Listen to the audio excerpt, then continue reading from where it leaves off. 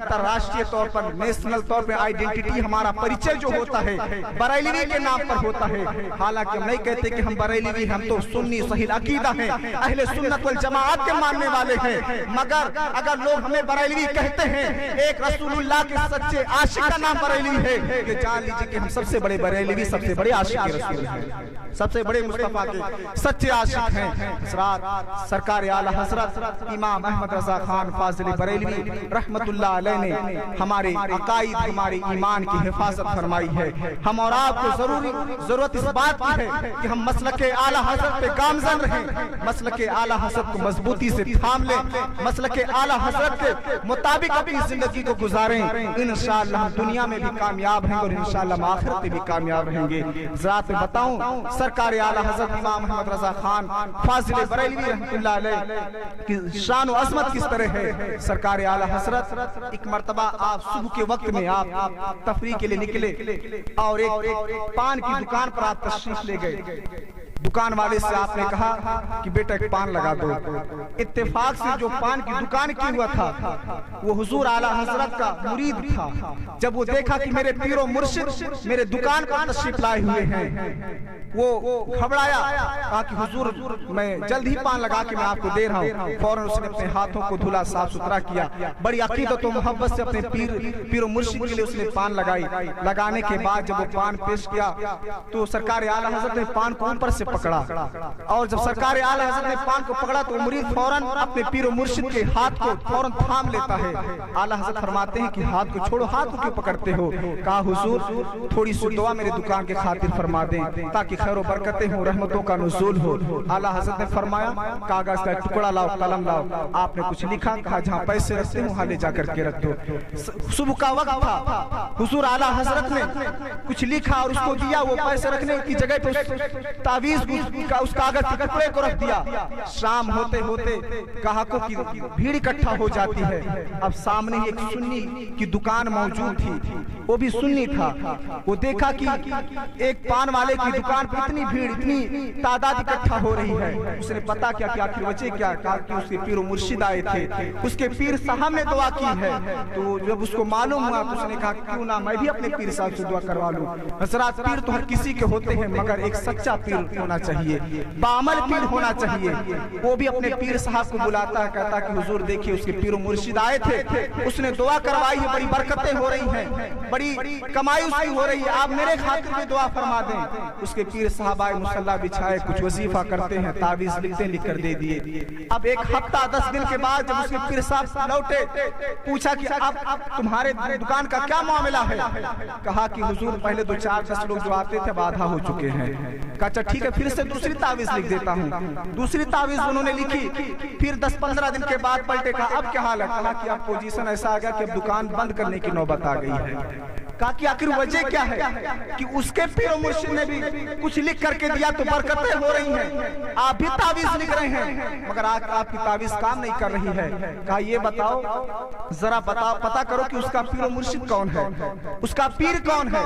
पता लगाया गया तो पता चला कि सरकार आला हजरत इमाम अहमद रजा खान फाजिल बरेलवी रहमतुल्लाह अलैह उसके पीर हैं। कहा कि तावीज तो लिख सकता हूँ, दुआएं लिख सकता हूँ, मगर अहमद रजा की तरह हाथ कभी नहीं हिला सकता हूँ। वो हाथ में कहां से लाऊं अहमद रजा की तरह?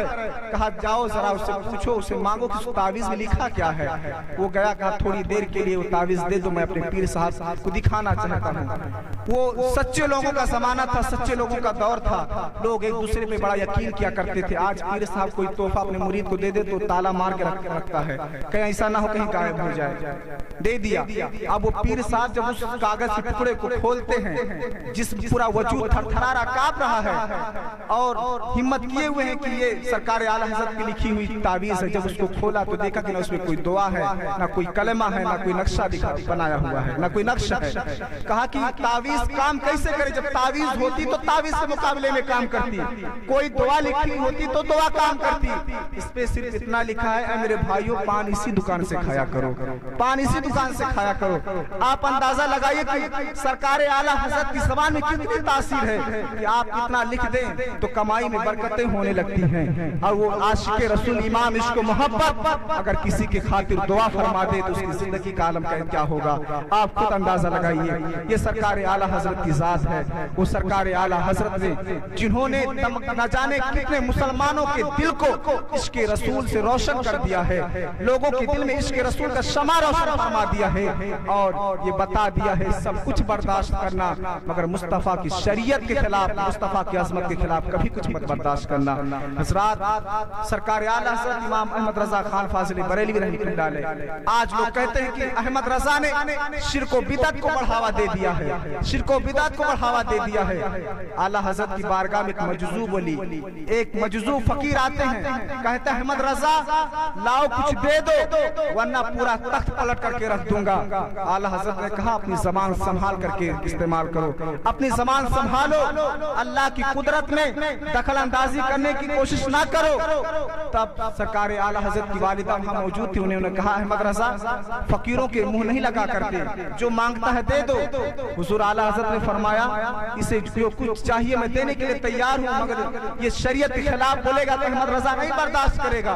कुछ वक्त गुजरता है कि हुजूर मुफ्ती आज़म हिंद की उम्र छोटी सी थी, पैर फिसलता छत से जमीन पर गिर जाते हैं। सरकार आला हजरत की वालिदा दौड़ी हुई कहा अहमद रजा देखो मैं कह रही थी कि फकीरों के मुंह नहीं लगा करते, देखो तुम्हारा बेटा मुस्तफा रजा खान जमीन पर आकर के गिर गया। सरकार आला हजरत ने फरमाया माँ एक नहीं बल्कि हजारों मुस्तफा रजा खान हो, नबी की शरीयत में कुर्बान करने की जरूरत आएगी तो मैं हजारों मुस्तफा रजा खान को कुर्बान कर दूंगा मगर नबी की शरीयत के खिलाफ मैं कोई जुमला नहीं बर्दाश्त करूंगा। आला हजरत को जलाल आया, आपने अपनी जूती निकाली, सामने रखा, कहा इस जूती को पलट कर दिखाओ।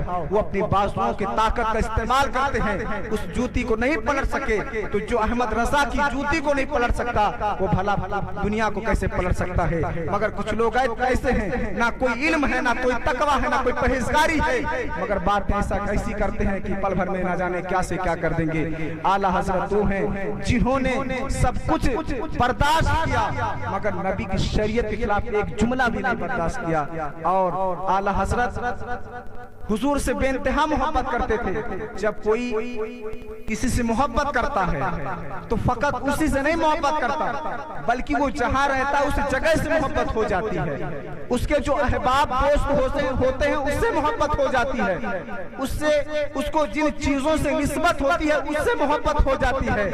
आला हजरत ने हुजूर से मोहब्बत की है तो हुजूर के आलों से भी मोहब्बत की है, तभी तो आला हजरत फरमाते हैं तेरी नस्ले पाक है बच्चा बच्चा नूर का, तेरी नस्ले पाक है बच्चा बच्चा नूर का, तू है आईने नूर तेरा सब घराना नूर का। और आला हजरत फरमाते हैं कैसे आकाओं का बंदा हूँ रजा, कैसे आकाओं का बंदा हूँ रजा, बोल बाले मेरे सरकारों के हैं, बोल बाले मेरे सरकारों के हैं।